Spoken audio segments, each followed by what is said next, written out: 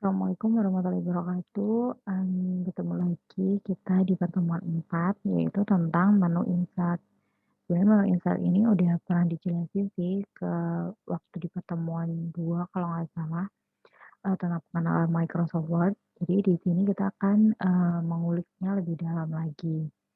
Nah, yang pertama di menu insert ini, ada beberapa, kelompok kategorinya. Yang pertama tuh ada buat page, yang kedua ada buat, tabel, yang ketiga tuh ada illustration yang buat grafik, yang keempat ada apps. Biasanya ini untuk, kalau kita, butuh kayak, eee, ke Wikipedia atau ke YouTube kayak gitu biasanya pakai apps ini. Untuk media ini biasanya kita bisa memasukkan, mmm video di mana kita, bisa mengaksesnya juga dari YouTube.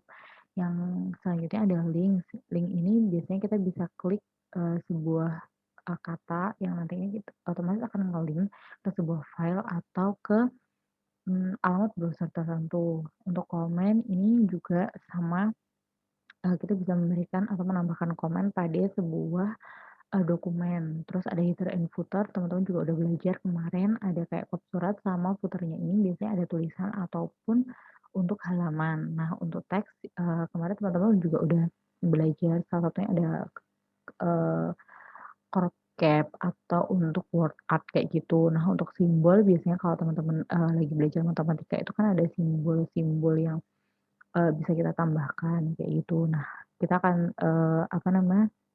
nanti akan pelajari lebih dalam lagi. Nah, untuk tips ini gambarnya seperti yang di sini. Nah, di sini itu fungsinya cover-nya tuh, ada cover page, di mana, fungsinya untuk membuat halaman.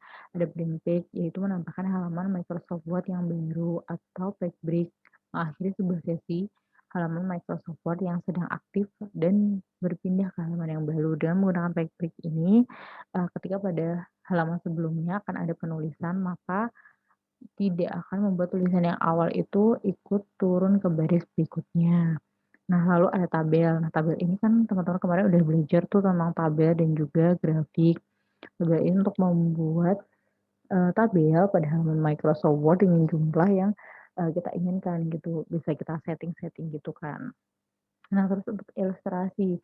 Ilustrasi ini, ada beberapa gambar yaitu yang di sini kan gambarnya seperti ini. Nah, itu tuh ada picture, itu untuk memasukkan gambar. Online picture kita bisa kayak search gitu langsung ke Google, atau untuk shape. Shape ini kalau misalnya kita butuh kayak kotak, lingkaran, atau elips kayak gitu tuh kita bisa akses dari situ. Untuk smart art, kita bisa masukkan diagram, terus untuk chart ini kita bisa bikin grafik, untuk screenshot kita bisa bisa menambahkan tangkap layar dari jendela yang sedang aktif. Nah, untuk app sendiri yang, ikonnya kayak gini ya. Jadi nanti biasanya kita tuh bisa langsung link ke, store atau ke Wikipedia. Nah, itu tuh biasanya kayak untuk, kalau kita misalnya kayak butuh aplikasi apa gitu ya, WhatsApp atau apa, kita otomatis akan bisa, langsung install plugin-nya itu dari store. Atau kalau misalnya kita mau cari, di Wikipedia gitu kan, nyari definisi apa gitu, kita bisa langsung search-nya, klik di situ, kita bisa langsung search tanpa, perlu membuka, Google Chrome atau search engine yang lain. Lalu ada media video online ini biasanya kita bisa, mencari dan masukkan file video yang diakses melalui internet ke dalam dokumen. Jadi kita biasanya kayak bisa langsung langsung masuk ke YouTube, terus nanti langsung diklik. Nah, untuk links ini sendiri ada 3 yaitu yang pertama ada hyperlink, membuat link ke dalam website, pada tulisan biasanya kayak nanti tulisannya di-blok terus, nanti akan kita pilih dia nanti harus nge-link ke mana. Nah, nanti otomatis kalau misalnya diklik, otomatis nanti akan masuk ke link yang udah kita masukkan. Terus ada bookmark. Bookmark itu untuk mempermudah saat kita membuka dokumen. Cara kerjanya itu untuk menambahkan bookmark pada teks yang telah diberikan hyperlink. Jadi kayak kita tuh lebih gampang gitu loh nyarinya.